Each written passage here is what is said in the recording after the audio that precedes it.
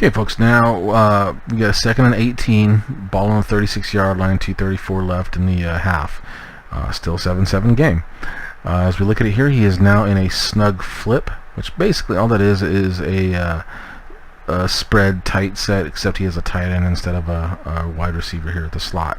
The snug flip, he's running a play action wide receiver cross out of that. So all that really entails is he's got the play action coming here. This receiver should run an arrow route. I do believe he has him running a block first and then release. He has a seam route going here on the backside here. He's basically running a mini wheel with a drag route, a deep drag in this case. My defense here is Overstorm Brave again, so basically the crossing routes would be there. I would say this should be there if he has time to throw it. The deep routes I would say are not, as far as this one or this one, mainly because I'm playing soft. 2nd and 18, so I'm playing soft on this. The only other thing that may be there would be like the arrow route. We'll have to watch and see. So let's go ahead and go through this and then we'll discuss. So obviously you get the play action there, and with my Overstorm Brave I'm able to get my defensive end free in this case. As you can see right there, he whips right by the tackle. The tackle and guard are preoccupied with my defensive tackle and my blitzing linebacker right there. So that opens him up, and it looks like the tight end stays, like I said, but he really doesn't do much of anything. Whip right up inside of him, and I'm in position to make a good play, and whiff. Problem for him is I have a second guy coming and it's too late. He does have guys open, but by the time he realizes it, it's way too late. What he should have done, alright, make him whiff there, sit up right there. Now if he does that and throws the ball now, he has himself a huge gain, possibly a touchdown. As you can see, the crossing route here is wide open.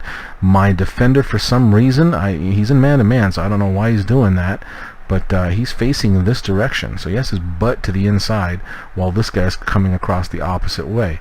So this is huge here. He delivers this on target. He just stops, sets his feet, delivers this ball on target. He catches it here with a block right here.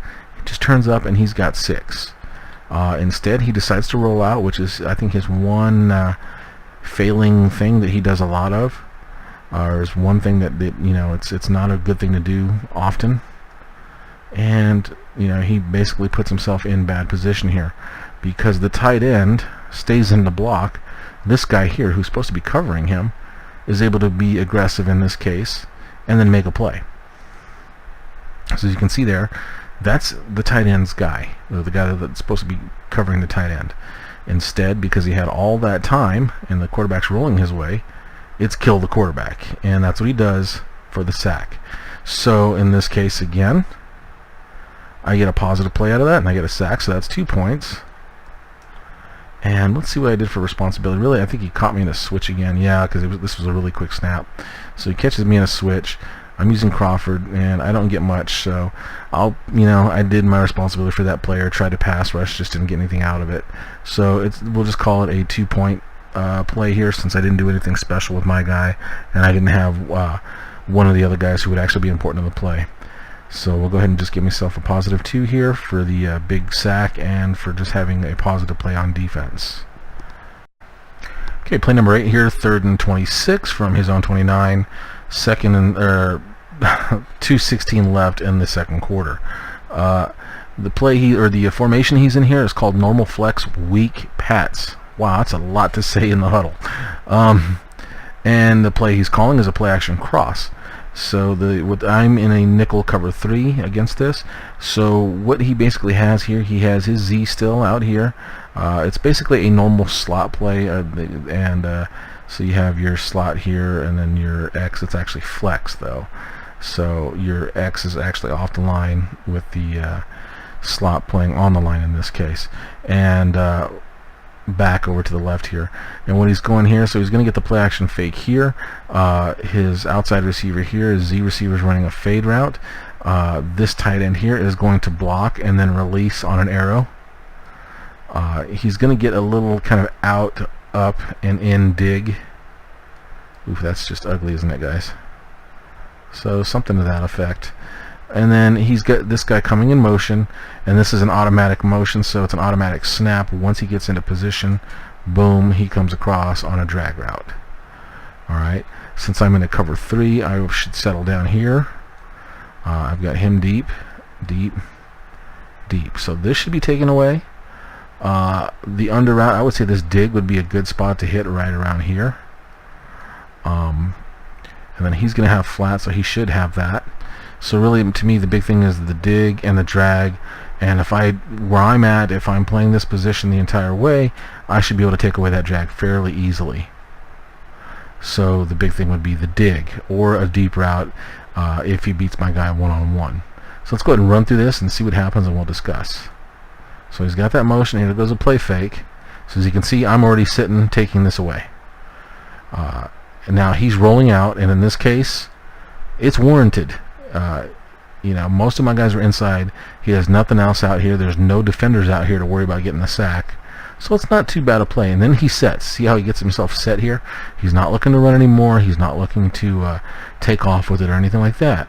He's just giving himself plenty of time. He's given himself a lot of time to throw this ball because of that bootleg or that rollout. And now, as you can see, he's getting in position to throw the ball. He has that dig route finally. Now, he did have the dig right off the bat. So if he just sat in pocket here, he had enough time, he could hit that right away. But he rolls out, buys himself more time, and allows the dig to come open over here now. And since I'm preoccupied here, I need this guy to flow with them. This is the one thing I've talked about before in real football. This guy here, even though, yeah, he has a zone, he has no other threat, though. There's nobody else anywhere here that's going to threaten his zone. So now he should be able to leave his zone to come and help out. Obviously, it's a video game. They don't always do that. Sometimes they do it, but in this case, they don't. He lets him go, passes him off to me, which I can't pass him off because I had a guy there, and makes the easy catch right there. Boom, nice catch. And I'm able to make the tackle. It's a 16-yard gain. So here's the deal on that. 3rd and 26. I gave up a big 10-yard play, so I'll give him a point for that. Or I'll take a negative point for that because I do give up the big play of over 10 yards. Success of the play, I have to give that to them too because it was more than 10. It was more than 4 yards, or more than 3 yards, excuse me. So he gets 2 points there. I do get a bonus point back to deduct from it, so it's a -2 for me, or really it's a 0 and a 1 essentially, because it's not a successful play for me, so that's a 0 fail for me. I get a positive because I played my position properly, so it's a 1 point for me, but because he makes the big play, that's a negative point, so this is a 0 play, so it's basically a double fail on me out of the 2 possible points. So in this case, 0 all around.